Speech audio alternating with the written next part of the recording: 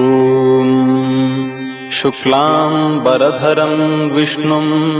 शशिवर्णं चतुर्भुजं प्रसन्नवदनं ध्यायेत्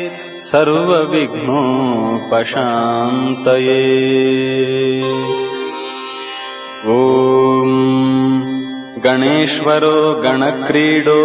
गणनाथो गणाधिपः एकदन्तो वक्रतुण्डो गजवक्रो महोदरः लम्बोदरो धूम्रवर्णो विकटो विघ्ननाशः सुमुखो दुर्मुखो बुद्धो विघ्नराजो गजाननः भीमप्रमोद अमोद सुरानन्दो मदोत्कटः हेरम्ब शम्बर शम्भुः लम्बकर्णो महाबलः नन्दनो लम्पटो भीमो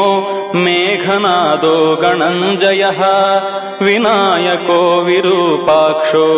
वीरशूरवरप्रदः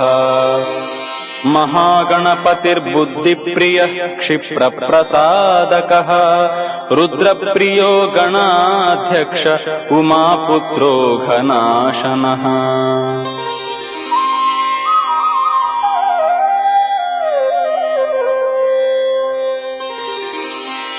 कुमारगुरुरीशानपुत्रो मूषकवाहनः सिद्धिप्रियः सिद्धिपतिः सिद्धिसिद्धिविनायकः अविघ्नस्तुम्बुरः सिंहवाहनो मोहिनीप्रिया कटङ्गको राजपुत्रः शाकलः संमितोमितः कूष्माण्डसामसम्भूति दुर्जयो धूर्जयो जयाः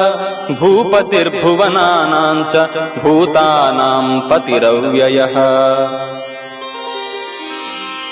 विश्वकर्ता विश्वमुखो विश्वरूपो निधिर्गुणः कविः कवीनां वृषभो ब्रह्मण्यो ब्रह्मवित्प्रियः ज्येष्ठराजो निधिपतिर्निधिप्रियः प्रतिप्रियः हिरण्मयपुरान्तस्थः सूर्यमण्डलमध्यगः